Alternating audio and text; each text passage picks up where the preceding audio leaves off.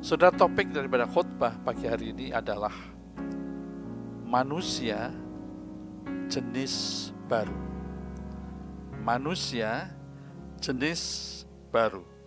Nah, saudara,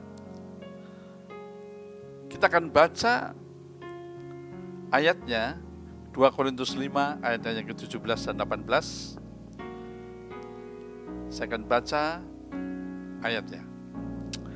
Jadi siapa yang ada di dalam Kristus, ia adalah ciptaan baru, yang lama sudah berlalu, sesungguhnya yang baru sudah datang. Dan semuanya ini dari Allah, yang dengan perantaraan Kristus telah mendamaikan kita dengan dirinya, dan yang telah mempercayakan pelayanan pendamaian itu kepada kami. Kita akan uraikan ayat ini, dilengkapi dengan ayat-ayat yang lain. Tapi sebelumnya marilah kita berdoa dulu, saudara-saudara. Mari kita berdoa. Bapa di sorga, Bapa yang kami sembah dan kami permuliakan, Bapa yang kami kenal di dalam Kristus Yesus, kami mengucap syukur karena hari ini adalah hari pertama kami melakukan ibadah minggu di tahun 2021. Dan kami percaya sepenuhnya Engkau punya rencana indah atas setiap kami, dan rencana indah atas gerejamu, keluarga Kristus Cemerlang. Engkau akan menggenapi rencanamu yang terbaik bagi kehidupan setiap pribadi kami orang yang percaya, dan juga bagi pekerjaan pelayanan gerejamu, keluarga Kristus Cemerlang. Mari Roh Kudus memimpin kami, memimpin hamba-Mu yang sederhana ini, untuk menyampaikan penjelasan tentang topik menjadi manusia jenis baru di dalam Kristus Yesus. Terima kasih Bapa, dalam nama Yesus kami berdoa dan mengucap syukur. Haleluya.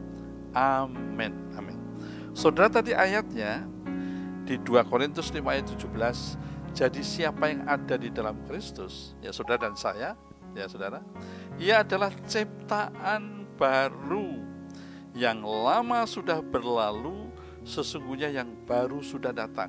Dan semuanya ini dari Allah, yang dengan perantaraan Kristus telah mendamaikan kita dengan dirinya, dan yang telah mempercayakan pelayanan pendamaian itu kepada kami.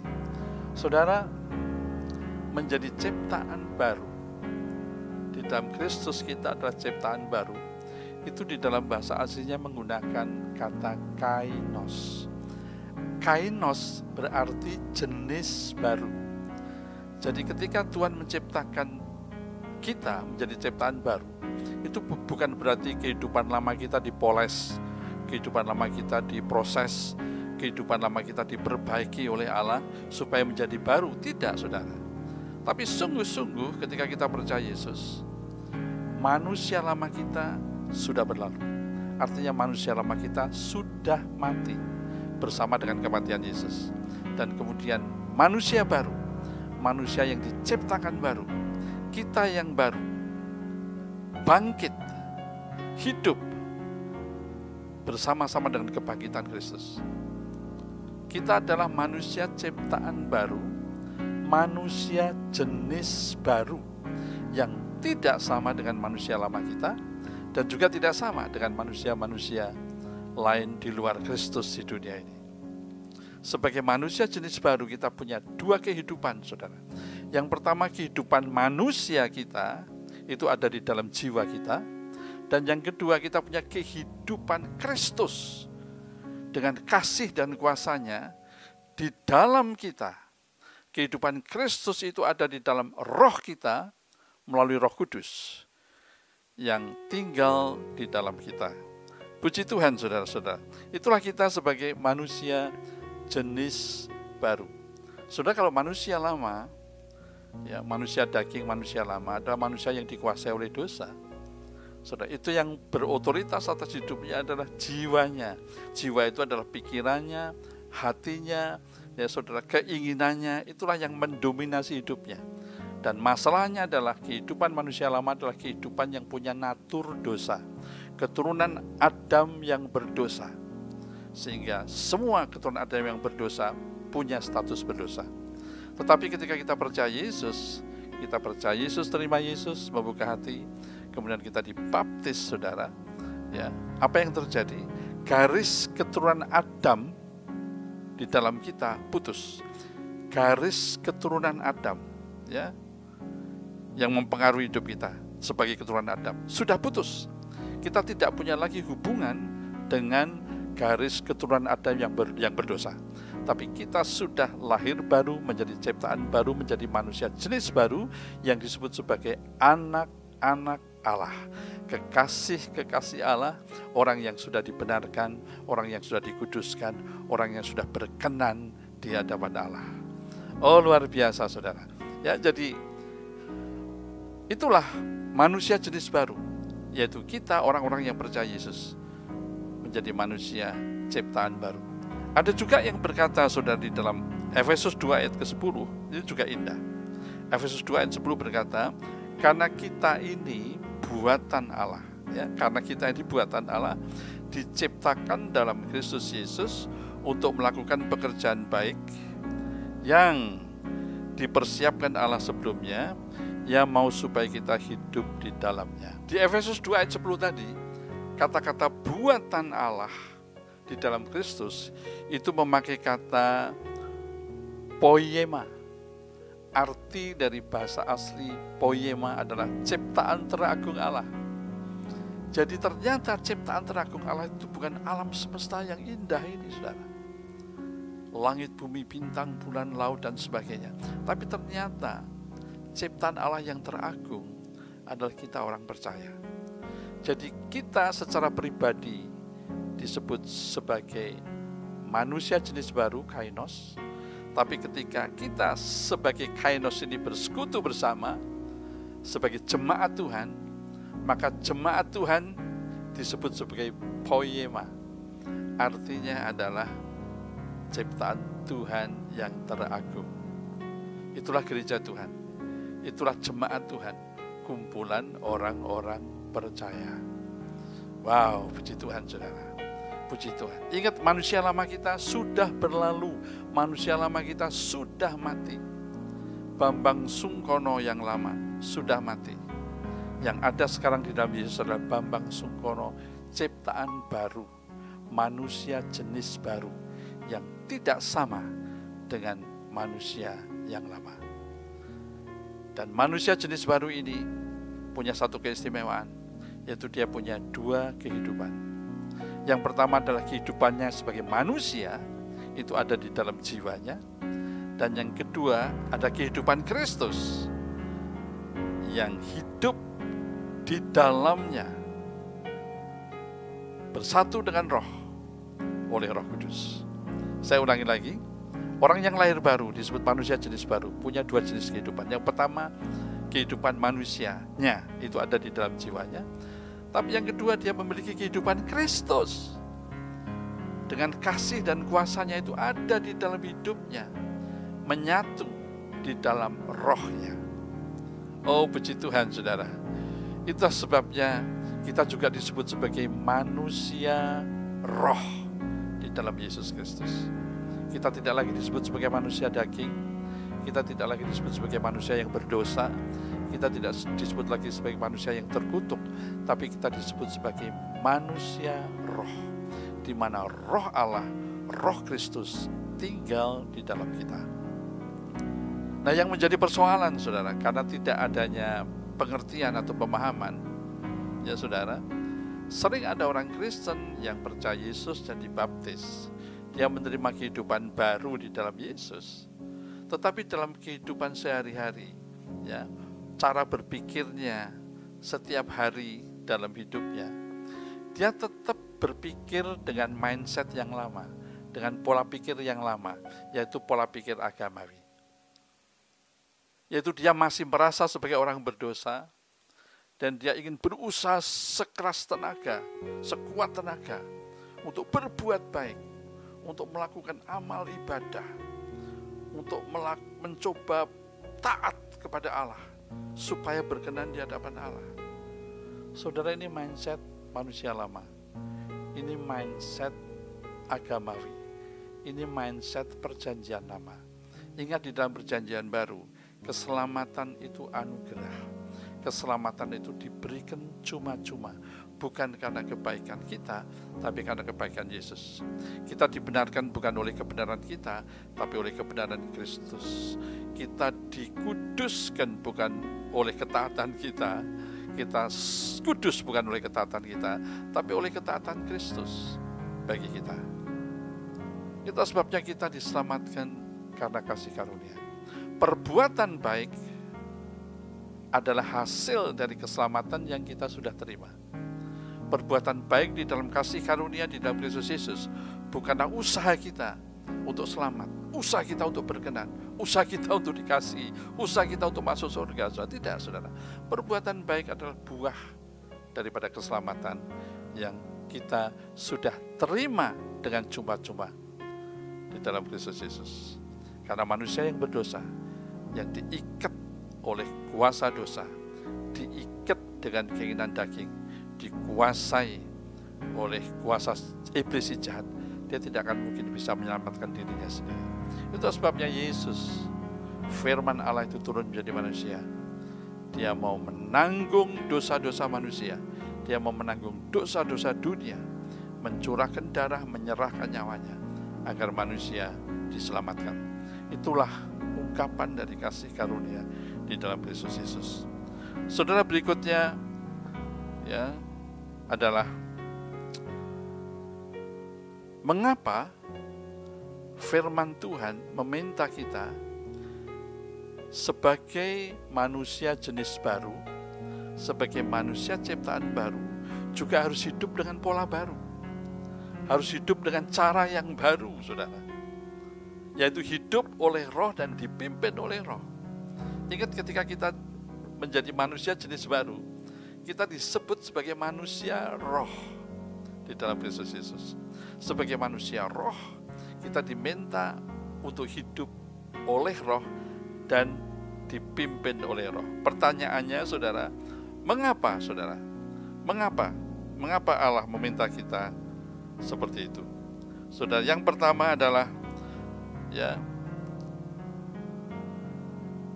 di dunia ini, dalam kehidupan kita sebagai manusia, itu hanya ada dua pilihan, saudara. Galatia 5 ayat 16 dikatakan, hiduplah oleh Roh, maka engkau tidak akan menuruti keinginan daging. Di dunia ini hanya ada dua pilihan. Apakah kita akan hidup oleh Roh, dipimpin oleh Roh, ataukah kita akan hidup menurut keinginan daging. Orang banyak berbicara bahwa manusia itu diberi kebebasan mutlak oleh Tuhan untuk mengambil pilihan. Ya, betul, saudara. Manusia diberi kebebasan Tuhan untuk mengambil pilihan. Tetapi bukan kebebasan mutlak. Hanya diberi kebebasan untuk memilih salah satu dari dua, yaitu hidup oleh Roh atau hidup menuruti keinginan daging. Hidup menurut keinginan daging berujung kepada maut dan kebinasaan kekal, sedang hidup oleh Roh akan berujung kepada hidup kekal dan damai sejahtera. Itu ada di Galatia 5 ayat 16 dan juga Roma 8 ayatnya yang ke-6. Nah, berikutnya, saudara, mengapa Allah ingin kita hidup oleh Roh dan dipimpin oleh Roh?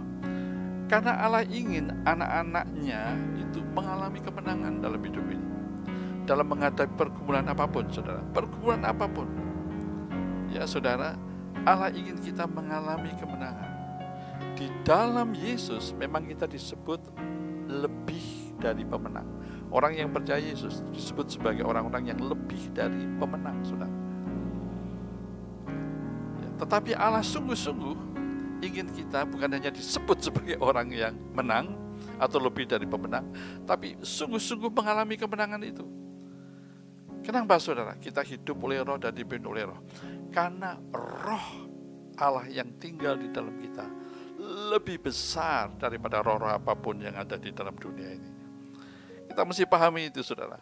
Pernah nggak kita menyadari bahwa Roh Allah, Roh yang ada di dalam kita, itu lebih besar daripada roh-roh apapun yang ada di dalam dunia ini.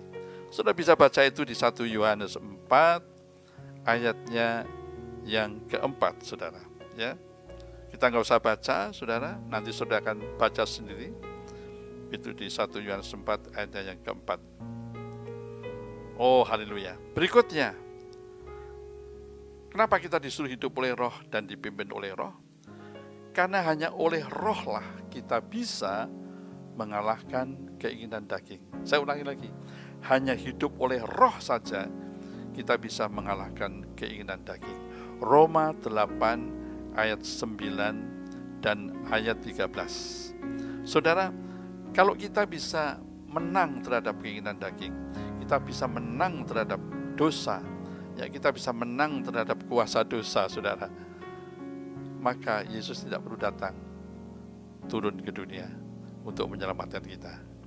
Kalau kita sendiri bisa menang atas godaan daging, atau menang atas keinginan daging atau kuasa dosa itu, tetapi Roh Kuduslah yang tinggal di dalam kita. Hidup oleh Roh lah yang memampukan kita menang atas keinginan daging. Artinya berkata, hiduplah oleh Roh, maka kamu tidak akan menuruti keinginan daging. Kalau engkau hidup oleh Roh, hendaklah engkau juga dipimpin oleh Roh. Jangan gila hormat, jangan saling menantang, dan saling mendengki. Mari kita baca yang lain lagi, saudara. Roma 9, saudara, kita baca Roma 9 atau Roma 8. Ya. Ayatnya yang ke-9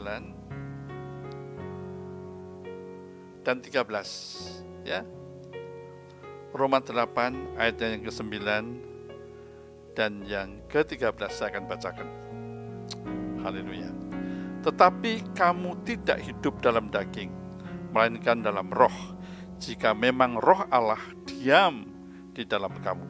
Tetapi jika orang tidak memiliki Roh Kristus, ia bukan milik Kristus. Ayat 13, sebab jika kamu hidup menurut daging, kamu akan mati. Tetapi jika oleh Roh kamu mematikan perbuatan-perbuatan tubuhmu, kamu akan hidup. Amin, saudara-saudara. Ya, hanya hidup oleh Roh dan dipimpin oleh Roh. Itulah yang akan memampukan kita menang terhadap keinginan daging. Saudara, yang berbahaya adalah kalau kita merasa bisa menang terhadap keinginan daging dengan usaha sendiri. Itu akan timbul apa, saudara? Akan timbul kesombongan, akan timbul merasa dirinya sudah suci, dan akan mulai mudah sekali menghakimi orang lain. Itulah yang terjadi oleh ahli-ahli agama, orang-orang Farisi, ahli-ahli Taurat, saudara. Ya, mereka merasa dirinya paling suci, mereka merasa dirinya paling benar, dan mereka sangat mudah menghakimi orang lain, saudara. Tetapi semakin kita mengenal kasih karunia, bahwa kita diselamatkan hanya oleh kasih karunia. Kita menang atas pergumulan juga oleh karena kasih karunia, oleh Roh Kudus yang tinggal di dalam kita, yang menolong kita. Itu akan membuat kita justru akan semakin rendah hati, semakin melekat kepada Tuhan, karena kita tahu bahwa semuanya itu adalah karena kasih karunia-Nya. Kemudian yang berikutnya, saudara, kenapa kita disuruh hidup oleh Roh dan dipimpin oleh Roh? Karena hidup dipimpin Roh merupakan tanda bahwa kita adalah anak Allah. Roma 8 ayat 14, saudara, kalau kita mau baca satu ayat ini, ya, berkata, semua orang yang dipimpin Roh Allah adalah anak Allah. Semua orang yang dipimpin oleh Roh Allah adalah anak Allah. Jadi salah satu ciri khas kita memiliki status sebagai anak Allah di dalam Yesus adalah ketika kita hidup dipimpin oleh Roh Allah. Kemudian yang berikutnya, kesadaran yang kuat sebagai manusia roh akan memudahkan kita untuk mengekspresikan buah roh atau karakter Kristus itu untuk menjadi saksi-saksi Kristus yang efektif bagi jiwa-jiwa yang terhilang. Oh, puji Tuhan. Itulah mengapa kita diminta sebagai manusia jenis baru, sebagai manusia roh, hidup oleh roh dan dipimpin oleh roh. Saudara, yang berikut adalah bagaimana hidup dipimpin oleh roh. Bagaimana saudara? Ya, ada dua hal. Yang pertama kita akan belajar prinsip iman, bagaimana kita bisa hidup oleh roh dan dipimpin oleh roh, dan kemudian praktek saudara. Yang kedua adalah praktek. Yang pertama, prinsipnya dulu saudara. Untuk hidup oleh roh, ya saudara, kita harus memiliki kesadaran penuh bahwa manusia lama kita sudah mati. Perhatikan saudara, manusia lama kita sudah mati. Di dalam Kristus kita adalah kainos. Sekali lagi, manusia jenis baru. Ya, kita adalah ciptaan Allah yang teragung. Saudara, sebagai jemaat keluarga Kristus cemerlang. Saudara, kita bukan manusia lama lagi. Manusia lama sudah mati. Tidak ada hubungannya lagi antara manusia lama dan manusia baru. Ya, itulah sebabnya baptisan merupakan lambang kematian manusia lama ketika kita diceburkan, ditenggelamkan di air, dan kemudian ketika kita dikeluarkan dari air kita, itulah lambang munculnya manusia baru di dalam Kristus Yesus. Manusia jenis baru, di mana Kristus Yesus hidup di dalam kehidupan orang tersebut. Kristus hidup di dalam kita melalui rohnya. Oh puji Tuhan saudara. Ya, itu prinsip iman saudara. Memiliki kesadaran penuh. Kita bukan lagi orang berdosa yang mencoba melakukan hal-hal yang baik supaya kita berubah, ya saudara, dengan usaha kita sendiri. Dari orang berdosa menjadi orang yang benar di hadapan Tuhan. Itu tidak akan mungkin terjadi. Yang berikutnya, prinsip iman yang berikutnya adalah jadikanlah Kristus sebagai pusat hidup kita, pusat pelayanan kita. Jadikanlah Yesus sebagai tujuan dan sumber kekuatan kita. Saudara, ketika kita hidup dan melayani, Yesus menjadi pusat daripada hidup dan pelayanan kita. Yesus menjadi tujuan dan sumber kekuatan kita. Perhatikan, ini akan menjadikan hidup dan pelayanan kita powerful, saudara. Karena roh yang di dalam kita lebih besar dari roh yang ada dalam dunia ini. 1 Yohanes 4 ayatnya yang keempat. Roh yang di dalam kita lebih besar daripada roh-roh yang ada dalam dunia ini. Oh haleluya. Dan berikutnya, saudara, prinsip iman berikutnya adalah andalkan Roh Kudus. Andalkan Roh Kudus, saudara, yang selalu bersama kita. Ia penolong yang akan menguatkan, akan menghibur, akan melindungi, dan akan memberikan kemenangan kepada kita dalam menghadapi pergumulan apapun. Oh puji Tuhan. Saudara tahu kisah, ini kisah indah saudara. Ya, kita sering baca, semua anak sekolah minggu juga tahu. Ya, kisah ketika Yesus setelah dibaptis di Sungai Yordan dipenuhi oleh Roh Kudus. Dan apa yang terjadi? Ya, apakah Yesus langsung melayani? Tidak. Yesus dikatakan Yesus yang penuh dengan Roh Kudus. Ya, ayatnya berkata Yesus yang penuh dengan Roh Kudus, itu ada di saudara di Lukas 4 ayat 1. Yesus yang penuh dengan Roh Kudus kembali dari Sungai Yordan, lalu dibawa oleh Roh Kudus ke padang gurun untuk dicobai iblis, saudara. Saudara, Yesus belum melayani. Selesai dibaptis, ada suara dari surga, suara Bapa berkata, engkaulah anakku yang kukasihi, kepadamu aku berkenan. Roh Kudus turun dalam bentuk burung merpati memenuhi Yesus, saudara. Tapi kemudian Yesus yang penuh dengan Roh Kudus dibawa oleh Roh Kudus ke padang gurun untuk dicobai iblis. Mengapa, saudara? Saya pernah berpikir, mengapa Roh Kudus membawa Yesus ke padang gurun untuk dicobai iblis, saudara?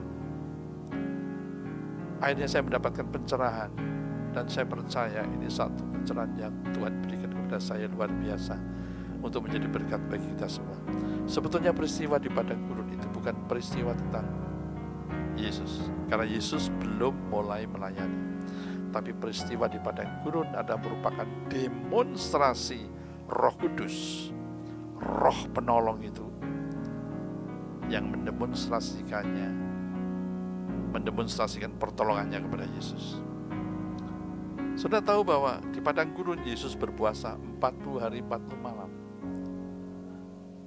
Kenapa Yesus memiliki kekuatan untuk tidak makan 40 hari 40 malam? Kenapa fisiknya kuat, saudara?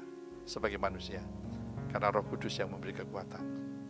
Kemudian yang kedua, kenapa Yesus tidak merasa kesepian ketika ada di padang gurun selama 40 hari 40 malam sendirian? Mengapa, saudara? Karena Roh Kudus, Sang Penghibur itu memberikan penghiburan.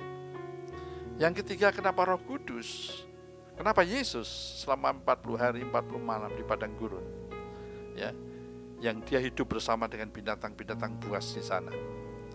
Yesus tetap dalam keadaan selamat. Kenapa? Karena Roh Kudus mendemonstrasikan perlindungannya kepada Yesus.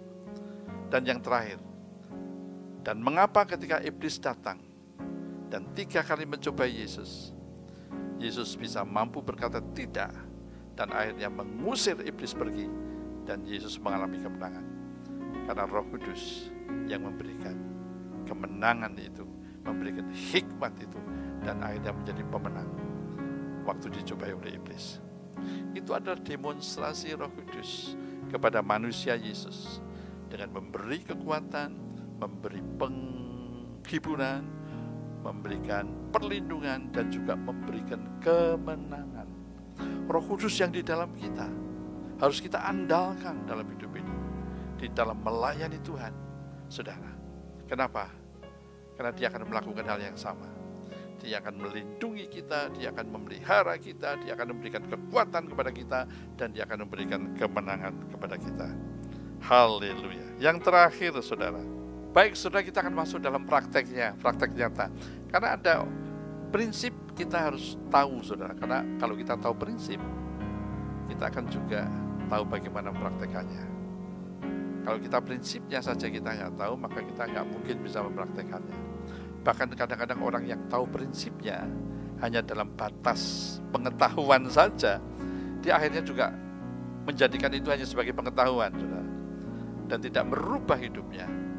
Ya, prinsip itu akan menjadi sesuatu yang merubah hidup kita kalau prinsip itu bukan hanya menjadi pengetahuan saja, tapi menjadi pencerahan, menyentuh roh kita yang terdalam, dan itu akan mengubah kita untuk bisa mempraktekannya.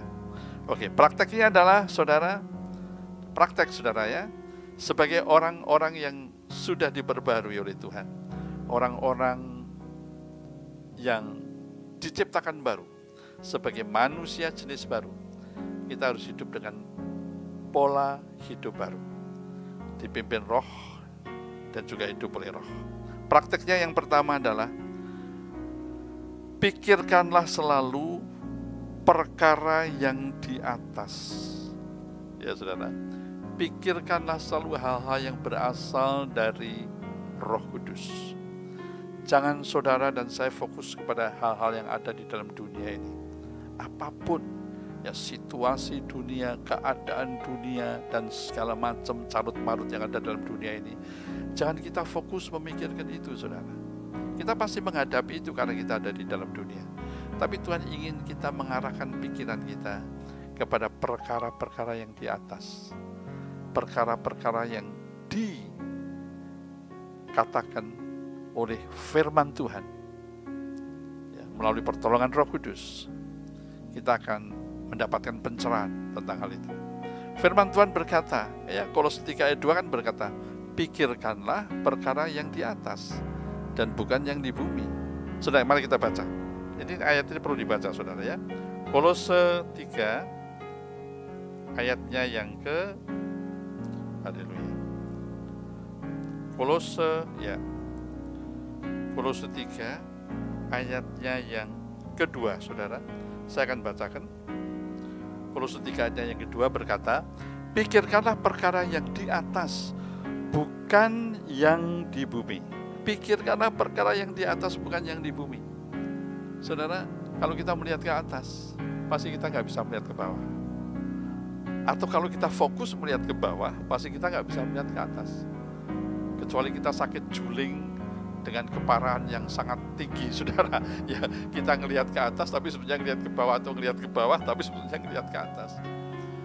Dan Tuhan berkata, lihat ke atas, fokus pikirkanlah perkara yang di atas, perkara yang Roh Kudus katakan kepadamu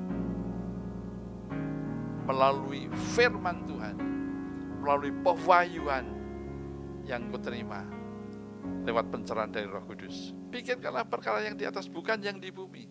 Fokus kepada perkara yang di atas. Apa perkara yang di atas itu, saudara? Perkara yang di atas itu ada di Filipi pasal yang keempat, saudara. Ya, Filipi pasal yang keempat. Haleluya. Ayatnya yang ke-8 dan 9. Ya, saya akan bacakan, saudara. Filipi ayatnya yang keempat. Ya, kita semua tahu ayat itu, ayat 8 dan 9. Saya akan bacakan, saudara. Jadi akhirnya saudara-saudara, semua yang benar, semua yang mulia, semua yang adil, semua yang suci, semua yang manis, semua yang sedap didengar, semua yang disebut kebajikan dan patut dipuji, pikirkanlah semuanya itu.